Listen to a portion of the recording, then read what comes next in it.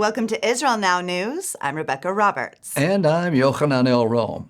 In our top story, U.S. President Donald Trump has released his 21-point plan for the rehabilitation of the Gaza Strip, and the White House is working overtime to get the support of Arab leaders.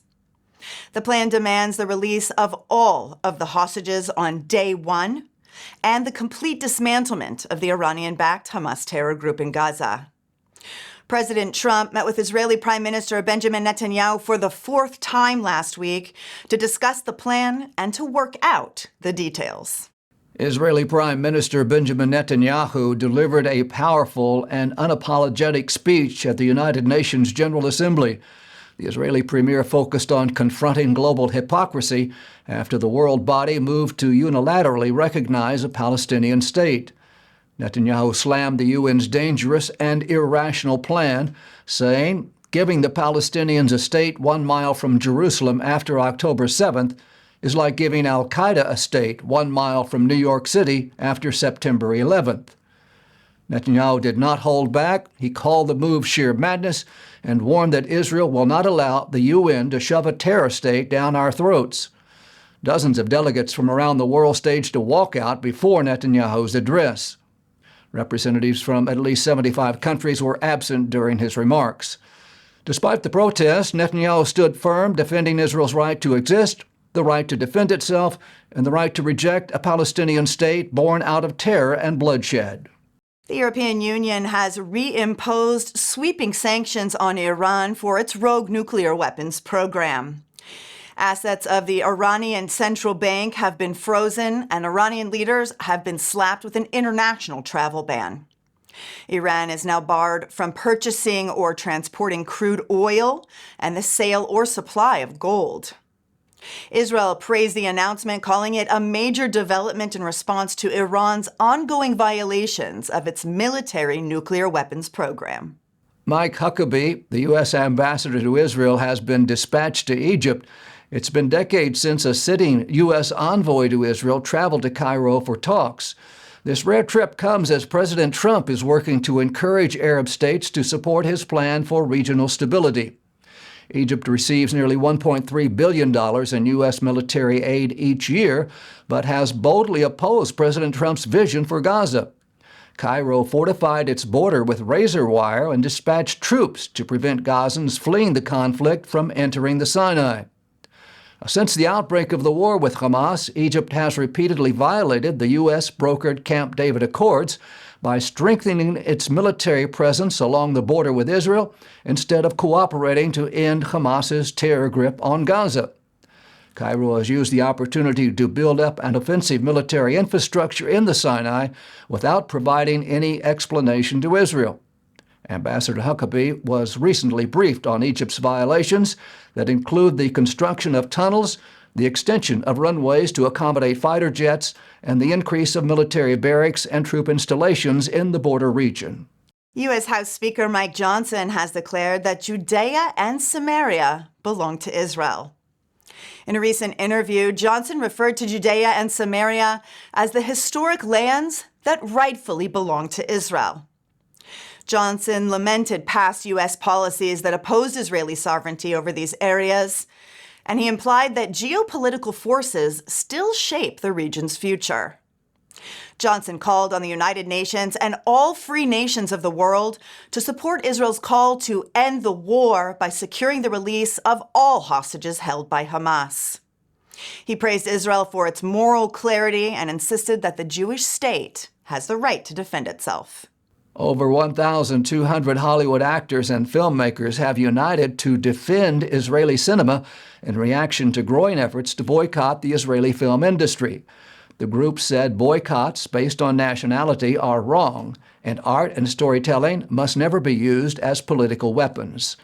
Signatories call the anti-Semitic boycott an act of collective punishment against Israeli artists. They urge their colleagues to stand for dialogue, not division, and to oppose hate in all forms.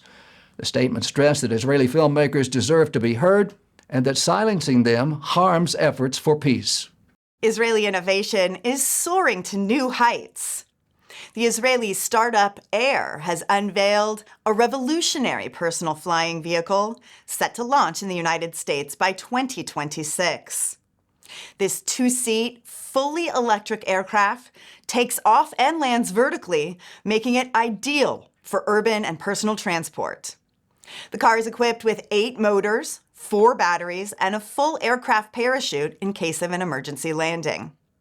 The wings are fully retractable, making the vehicle compact enough to fit into a standard parking space. The initial version will be able to carry 2 adult passengers with luggage. Israel's Ministry of Defense has invested in the project to develop an autonomous version for use by the Israel Defense Forces. The first flocks of migrating cranes have arrived in Israel's Hula Valley Nature Reserve, signaling the beginning of another incredible migration season.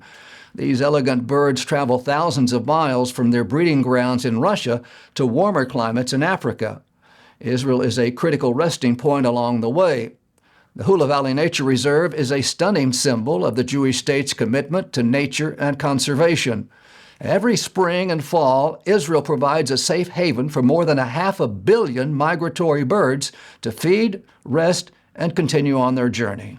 The United States is moving to break its dependence on Chinese pharmaceuticals, and Israel and the Abraham Accords nations are poised to benefit. The Trump administration is working to secure America's medical supply chain, and U.S. leaders are calling to shift generic drug manufacturing out of China and into the friendly nations of the Middle East.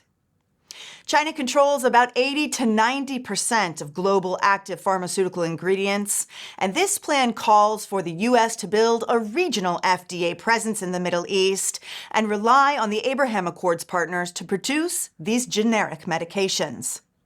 Israel's expertise in research, innovation, and biotech capabilities has uniquely positioned it to be a key medical supplier, and this initiative would further strengthen economic and security ties between Israel and the United States. The Israel Antiquities Authority has launched its national archaeological database with over 4 million records and has made it available to the public. This advanced digital platform provides centralized access to archaeological information researched and collected in Israel. Israeli law requires that every archaeological find must be reported and documented within the National Archives, resulting in a wealth of information about human history in the Holy Land. The platform gathers information, catalogs, and publishes the material, allowing for large-scale comparative studies for the first time. Tens of thousands of Jews will make their way to the Western Wall in the Old City of Jerusalem for the Birkat HaKohanim ceremony this week. This mass prayer is also performed during the springtime holiday of Passover. The ceremony originates from the biblical commandment to come up to the temple in Jerusalem during the 3 pilgrimage festivals of Passover, Shavuot, and Sukkot. The priestly blessing is recited by Kohanim, who pray over the people of Israel, saying, "May God bless you and keep you. May his glory shine upon you. May he be gracious to you, and may he give you peace." The nations of the world are coming together to pray for the peace of Jerusalem. Sunday, October 5th, Christians from around the globe will gather in the Holy City to pray for peace. This year's event is expected to become a significant demonstration of Christian support for the Jewish state. It will be live-streamed to churches around the world, and Christians are being encouraged to join the activities. The Day of Prayer for the Peace of Jerusalem was founded in 2005 by Bishop Robert Stearns and Dr. Jack Hayford. It has grown into the largest Israel-focused prayer movement in history, encompassing over 175 nations. We encourage you to participate in praying for the peace of Jerusalem as commanded in the book of Psalms, chapter 122, verse 6. It says, "Pray for the peace of Jerusalem, and may all who love Jerusalem prosper and know peace." This week, Jews around the world will dwell in tabernacles as commanded by the Bible in Leviticus chapter 23. The Sukkot holiday is truly a special time in Israel where makeshift booths can be seen in yards, porches, and patios. The Bible instructs Jews to take up the 4 species, which include a palm branch, an etrog, as well as myrtle and willow branches. The festival of Sukkot has also become a popular time for Christians to travel to the Holy Land in fulfillment of the words of the prophet Zechariah, who said, "It shall come to pass that all nations will come up to Jerusalem to worship the King, the Lord of hosts, and to keep the Feast of Tabernacles." We at Israel Now News would like to extend to all of our viewers around the world, Chag Sukkot Sameach, Happy Sukkot.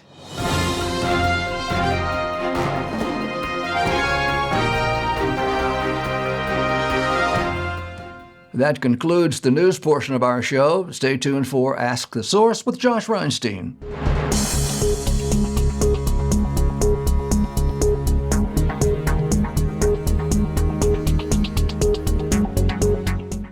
Hello and welcome to Ask the Source. I'm your host, Josh Reinstein, and we're here in our beautiful studio in Jerusalem. My guest today is Dr. Aliza Lavie. She's the founder of Women's Prayer Cards. Dr. Lavie, thank you for being on the show. Thank you. Shalom. So it's very interesting. I've known you for a long time. You're a former member of Knesset who was in the Knesset Christian Allies Caucus. You're a very celebrated author. And now you have this new initiative coming out with something called Women Prayer Cards. Can you tell us about that? Yeah, it's cards together with ancient prayers and also pictures of Jewish life from Judaic point of view. It's a rare pictures, and via the cards you can get inspiration and find your voice.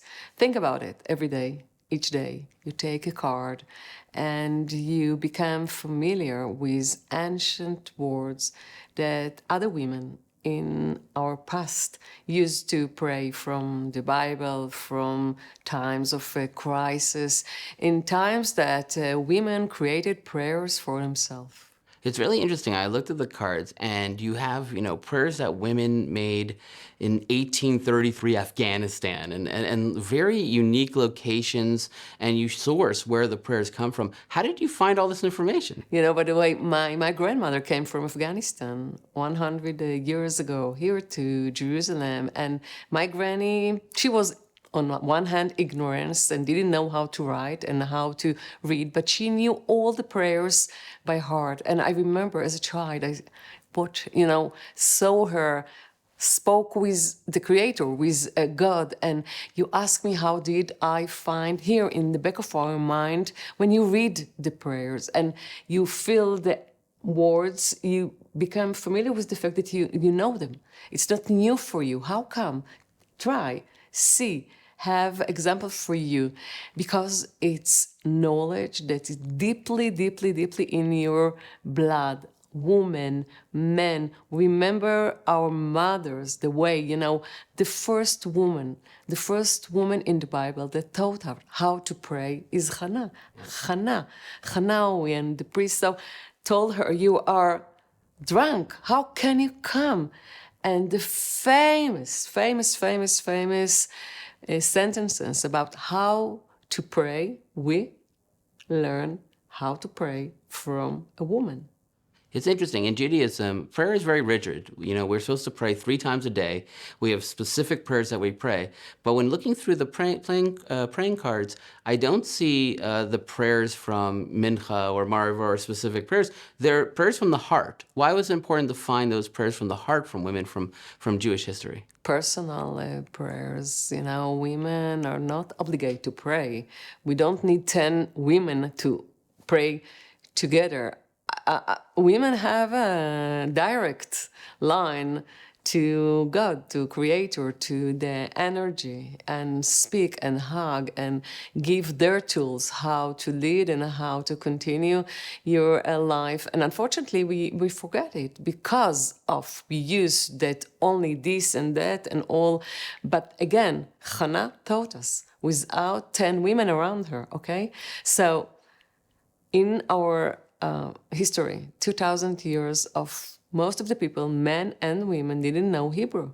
And the prayer is in Hebrew everywhere, in all the places, synagogues. So think about it. Women and men that didn't know how to pray from the books, they speak with the Creator, with God, in their words. And these words are the ancient prayers. And it took me many years to bring it back and to find it in rare archives and libraries and a lot of testimonies, including my grandmother from Afghanistan. You know, you focus a lot on prayer for women. You have 5 books. One of them is about Jewish icons. One of them is about the women prayer book. Why is it important to focus on women in prayer and not just prayer in general? I find that the ancient prayer that were written by women and for women open hearts. And I saw it again after October 7, when people couldn't find words to describe what they feel and how come that everything changed, and the evil that we see since October 7. And you know, the first Seder in the Hostages Square, I was asked to lead, and people told me, we can't read in the Haggadah. How can we speak about redemption and about go out from Egypt, our brothers and sisters still in Gaza?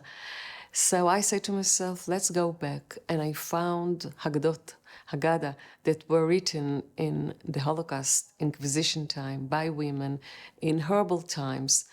And each prayer and Haggadah, I found a way of thinking of redemption, of good future, and together again about all the people of Israel and all the world together, peace. And you can find in the most intimate prayer, but you find a prayer for all the people, and also intimate a way to speak for yourself. Aliza, there are literally tens of millions of people watching this show. What message do you have for our viewing audience? Find your prayer deeply in your heart. Take everyday card for inspiration to make the day better for you and for all the world. And let's pray for shalom. Shalom al Israel. Thank you, Aliza, for being on the show. And thank you for tuning in to Ask the Source. I'm your host, Josh Reinstein, wishing you a happy Feast of Tabernacles, Chag Sukkot Sameach. Now back to the studio.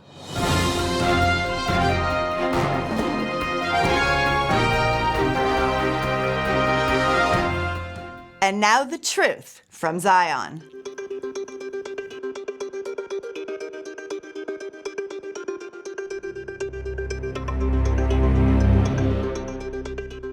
For years, Israeli leaders have said the real solution to Tehran's radical government is not for more deals with the same fanatical regime. Iran needs an entirely different future for Israel to be secure and for the sake of the Iranian people.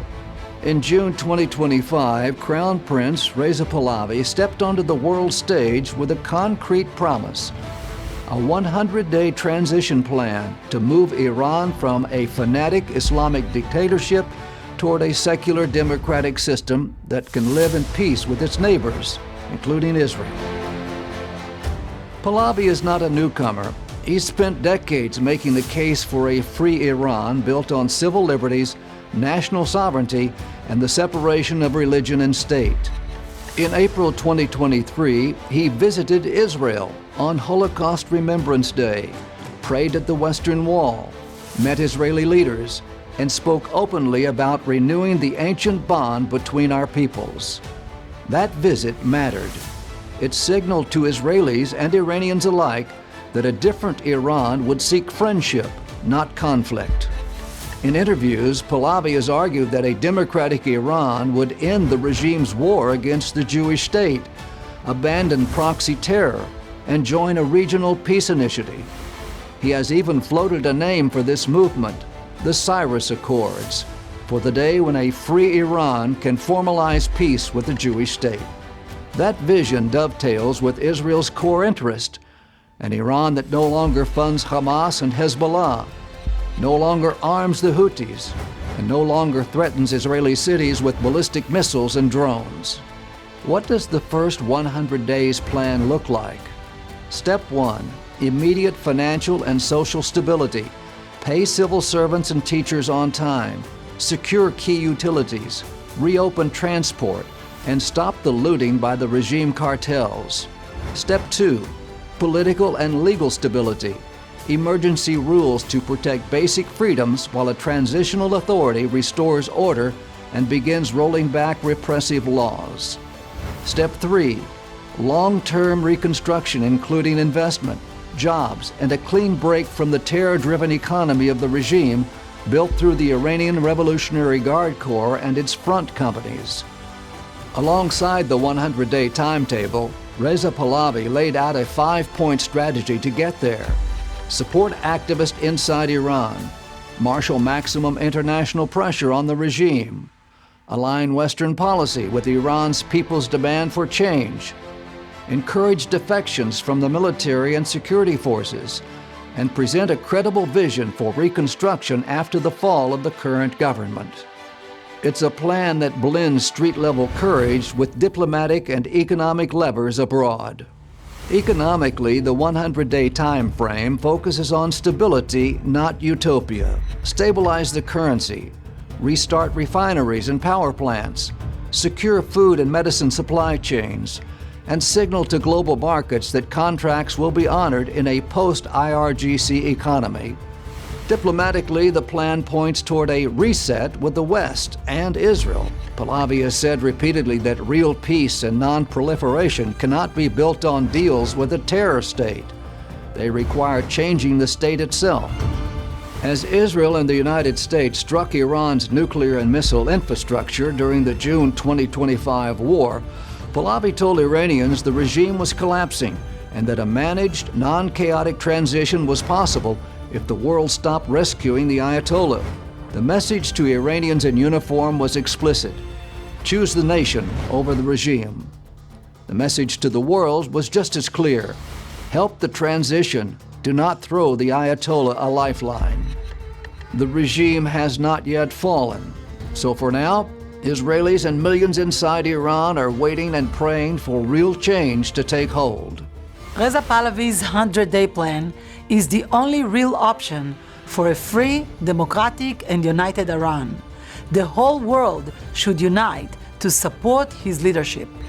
We must seize the opportunity when it comes, support the opposition's practical steps, keep pressure on the regime's cash and weapons, pray and prepare quietly and seriously for the day when a democratic Iran can engage in real peace, stand on its own, and rejoin the family of nations. From Jerusalem, this is the truth from Zion.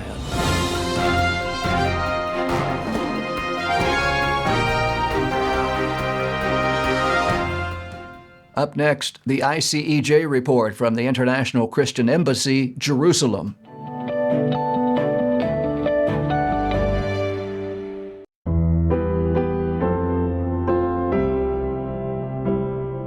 I'm standing in front of a sign for the Shikmim neighborhood here in Kibbutz Be'eri.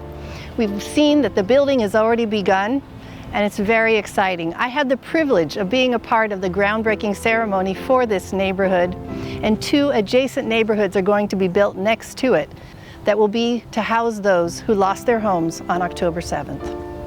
Since 1980, the International Christian Embassy Jerusalem has been a voice of Christian support for Israel and connected the global church to the land of the Bible. Headquartered in Jerusalem, the ICEJ has taken action to stand with Israel by caring for Holocaust survivors, helping Jewish families return home to Israel, providing bomb shelters, fighting anti-Semitism around the world, and by inviting Christians to discover Israel for themselves. Very early in the morning, the terrorists made a huge hole, a 40-meter hole in the fence with a big tractor, okay? And as you can see, my house and my neighbor house, it's the same house. It's the closest one to the hole in the gate, in the fence. So I show you later, all the people, most of the people around here didn't survive. And we had a miracle in that morning. We survived. Right now I'm living in a small hotel in Tel Aviv. Coming every day here to Be'eri to work and to show the people around. And we have no belonging at all. We have only this, some clothes. We don't have anything with us. And we are moving to Hatzerim, to the neighborhood that built for us in Hatzerim in the end of October. And waiting for building the houses, new houses, back, and we will be back in Be'eri. We are coming home, and we renovate the kibbutz, and we'll be okay. I'm here with our good friend Ido Schwartz, and we're standing in the center of the kibbutz in a place that's been cleared. We're discussing today, Ido, about the rebuilding process of Kibbutz Be'eri and the communities in the south. Tell us a little bit how it's going. So we are now in the heart of Kibbutz Be'eri, where the educational campus was standing.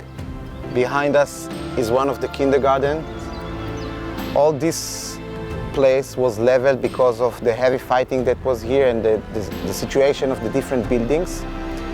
Here we're going to build the educational centers, the after-school activity take place, and the educational offices where the teacher lounge and things like this. Regarding the building, Kibbutz Be'eri has already started the first rebuilding phase of 52 house units, and I hope that by the end of 2024 the entire community will be at Kibbutz Hatzerim. We need your support, both firstly by prayers, that those efforts will be fruitful, and secondly, come and visit us and bear witness to this miracle of rebuilding this shattered community. We don't only ask for your partnership, we need your partnership. We're excited at the International Christian Embassy to be a part of this process of renewal and rebuilding, not just in Kibbutz Be'eri, but also in other communities around the south of Israel. And we want to say to our friends around the world, join with us to be a part of building a brighter future for the people of Israel.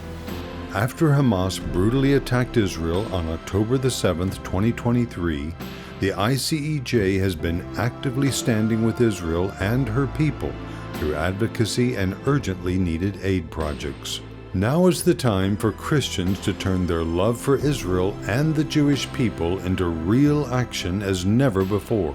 Your donation will help deliver bomb shelters to at-risk areas, provide necessary supplies for first responders, support affected citizens with trauma care, and will eventually help rebuild these devastated communities. Visit ICEJUSA.tv to donate online or call 1-800-910-6355 and give your generous gift today.